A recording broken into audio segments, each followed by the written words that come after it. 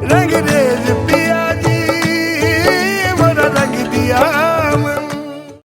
शिमला, हिमाचल, सुबह का वक्त। राही है वो मेरी, मेरा प्यार, मेरी मोहब्बत, मेरी राही है वो। ये कहते हुए अयान ने अपने लॉकेट को मुट्ठी में भर लिया।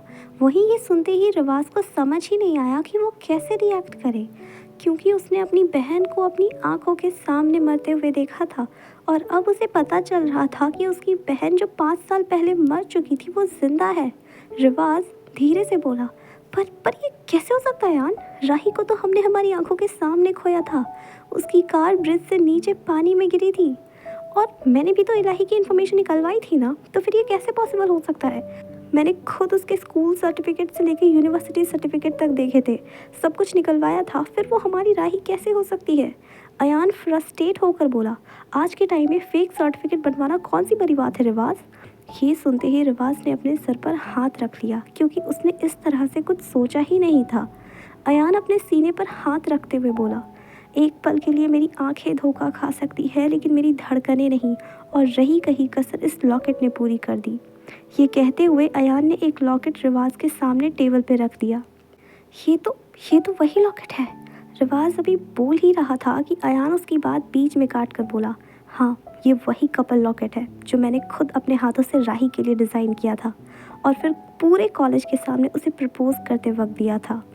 रिवाज कुछ सोचते हुए बोला, ओके, आई गॉट इट, वो हमारी राही है। मतलब मेरी बहन, मेरी राही जिंदा है, मेरा इकलौता परिवार, मेरी बहन, वो बिल्कुल ठीक है। ये कहते हुए उसकी आंखों में आंसू आ चुके थे। आखिर उसकी बहन जो इस दुनिया में से सबसे ज़्यादा प्यारी थी वो जिंदा थी। वो अभी ये सोच ही रहा था कि अचानक उसके दिमाग में एक थॉट आया। वो जल्दी से बोला, एक मिनट, अगर वो हमारी राही है तो फिर वो हमें पहचान क्यों नहीं रही? और वो यहाँ इंडिया में क्या कर रही है? और वो घटिया इंसान, वो व्योम, उसे अपनी फियांसे क्यों कह रहा है? और उसका वो रिलेशनशिप, प्यार, ये सब क्या है अयान? वहीं ये सवाल सुन अयान के चेहरे के एक्सप्रेशन पूरी तरह से बदल गए। आखिर इन सवालों के जवाब तो उसे भी जानना था। वो बिना किसी एक्सप्रेशन के रिवाज को देखते हुए बोला, वही तो पता करना है रिवाज, आखिर राही हमें पहचान क्यों नहीं रही? और वो इंडिया कैसे आई? और उस व्योम कपूर से कैसे मिली? अभी रिवाज कुछ कहता कि एकदम से कुछ गिरने की आवाज़ आई। अयान और रिवाज ने जल्दी से कमरे के दरवाजे की तरफ देखा जहाँ इलाही खड़ी थी और उसके पैरों के पास फ्लावर पॉट गिरा हुआ था। उन दोनों को अपनी तरफ देखता पाकर इलाही धीरे से बोली, आई एम सॉरी, शायद मैंने आप दोनों को डिस्टर्ब कर दिया। नहीं नहीं, हम बस नॉर्मल बात कर रहे थे, तुमने हमें डिस्टर्ब नहीं किया, it's nothing important.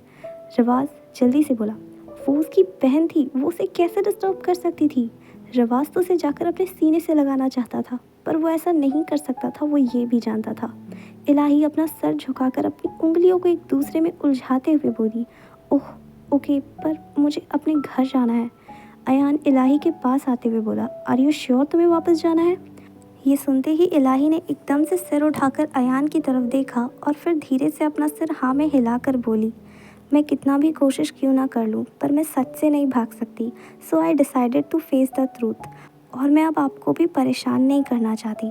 Okay, but I will drop you. ये कहते हुए अयान अपने कमरे की तरफ बढ़ गया। थोड़ी देर बाद दोनों ही कार में थे। अयान कार ड्राइव कर रहा था और इलाही विंडो से बाहर देख रही थी।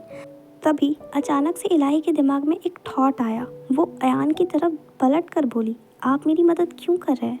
शायद मैं करना चाहता हूँ इसलिए, हर बार कोई वजह हो, ज़रूरी तो नहीं। ये कहते हुए अयान ने इलाही की तरफ देखा। इलाही धीरे से बोली, पर बिना वजह कोई किसी की इतनी मदद नहीं करता। वहीं ये सुनते ही अयान के होठों पर हल्की सी स्माइल आ गई। वजह तो थी, और वजह खुद उसके सामने बैठी थी, पर फिलहाल वो इलाही को कुछ बताना नहीं चाहता था। उसे पहले खुद सब कुछ पता करना था। थोड़ी देर बाद इलाही एकदम से बोली, बस यहीं रोक दीजिए, आगे मैं चली जाऊंगी। अयान ने आसपास देखा। पिछली बार भी उसने इलाही को यहीं छोड़ा था। उसने अपनी कार साइड में रोक दी। इलाही अपनी सीट का बेल्ट खोलते हुए बोली, थैंक यू, एक बार फिर मुझे घर ड्रॉप करने के लिए। ये सुनते ही अयान ने धीरे से अपना सिर हाँ में हिला दिया। इलाही कार से उतरकर कॉलोनी के अंदर चली गई। अयान उसे तब तक देखता रहा जब तक वो अंदर नहीं चली गई और फिर खुद वहाँ से निकल गया। लगभग 1 घंटे बाद इलाही मिरर के सामने खड़ी थी। उसने वाइट कलर का टैंक टॉप के साथ बूट कट जीन्स पहन रखा था। वो अपने बालों को सुखाते हुए आईने के सामने खड़ी थी। बालों को सुखाने के बाद उसने अपने एक हाथ में वॉच पहना, कानों में ईयरिंग, पैरों में सैंडल पहनते हुए वो बिल्कुल रेडी हो चुकी थी। उसने अपने आप को मिरर में देखा और फिर कमरे से बाहर निकल गई। वो जैसे ही बाहर आई, उसकी नज़र सोफे पर बैठे हुए व्योम की तरफ चली गई। व्योम को यहाँ देख इलाही ने अपने हाथों की मुट्ठी बना ली। वो कुछ पल रुक कर बोली, तुम अंदर कैसे आए? ये सुन व्योम हल्का सा मुस्कुराया और सोफे से उठकर इलाही की तरफ बढ़ते हुए बोला, बेबी शायद तुम भूल रही हो कि मैं कौन हूँ। यू नो मी, मेरे लिए तुम्हारे घर के अंदर आना कोई बड़ी बात नहीं है। नाउ टेल मी, तुम पूरी रात मेरे business partner mister Ayaan Singhania के साथ उनके ही होटल रूम में क्या कर रही थी? ये सुनते ही इलाही की आंखें गुस्से से लाल हो गई।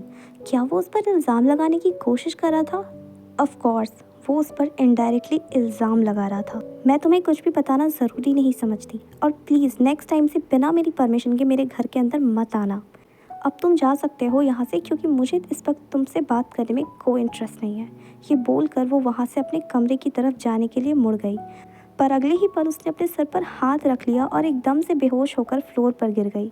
व्योम ने अपने हाथ में पकड़े हुए फ्लावर वॉश की तरफ देखा और अगले ही पल उसके चेहरे पर शैतानी मुस्कान तैर गई। ऑफ कोर्स ये कोई नॉर्मल स्माइल तो बिल्कुल भी नहीं थी। इलाही को बेहोश कर कर आखिर क्या करना चाहता है व्योम उसके साथ, ये जानने के लिए सुनते रहिए समवन्स ड्रीम गर्ल। मेरी नस नस में बहे है, मेरी नस नस में बहे है, तुम ही दम बदम